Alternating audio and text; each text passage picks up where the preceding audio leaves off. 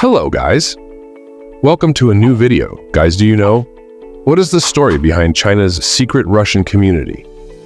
In the East Asian nation of China, there exists an ethnic Russian minority who have been living in China from as early as the century. The Russian Chinese are estimated to number around people and are primarily concentrated in China's northern provinces. The first arrival of Russians in China can be traced back to the 1600s, when Russian war captives were brought to China during the Qing dynasty and were later incorporated into several Chinese military divisions.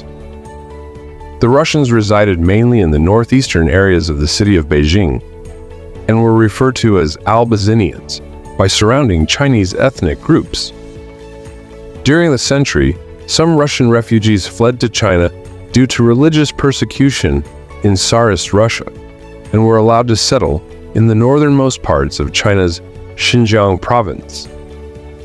These Russian refugees were referred to as Jurchens by the surrounding population and were known for their devout adherence to Orthodox Christianity and for rarely interacting with others outside their own communities.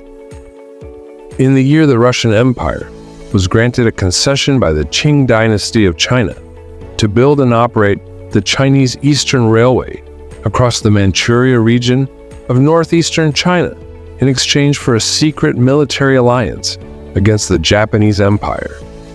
The Russians selected a small village called Harbin as their base of administration over the railway and gradually began forming large-scale settlements in the area.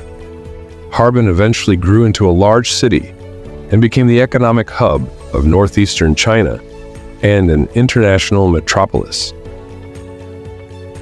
The city of Harbin very much resembled the cities found in mainland Russia at the time, and was greatly influenced by the Russian language, architecture, and Russian Orthodox Christianity.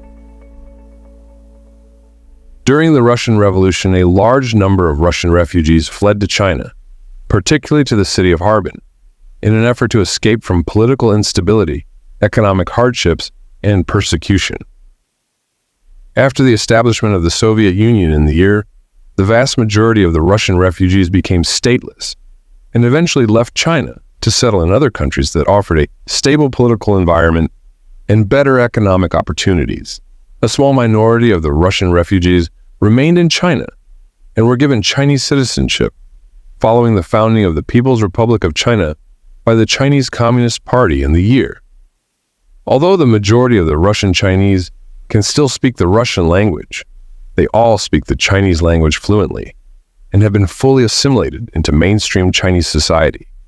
The vast majority of the Russian Chinese community have also widely adopted traditional Chinese names in an effort to acculturate with the surrounding Chinese population.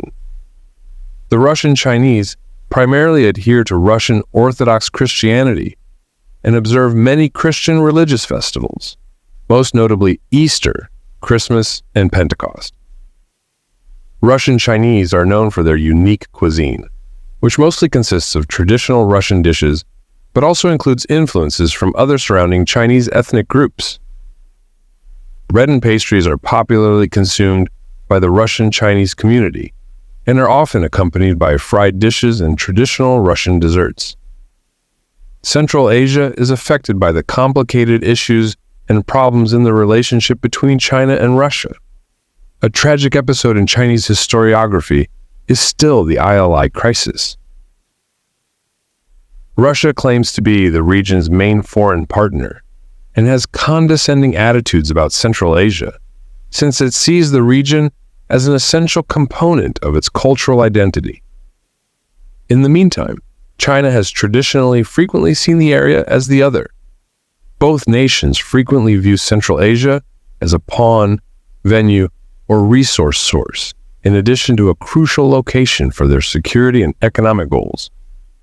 China's nightmare at the moment is not the ongoing conflict in Ukraine, but rather Russia's defeat. The Wagner Group's recent mutiny has served as a reminder to Beijing's leadership that its worst nightmare could come true. China may also be unprepared for it. Hope you enjoy the video. Please like, share, and subscribe. Thank you.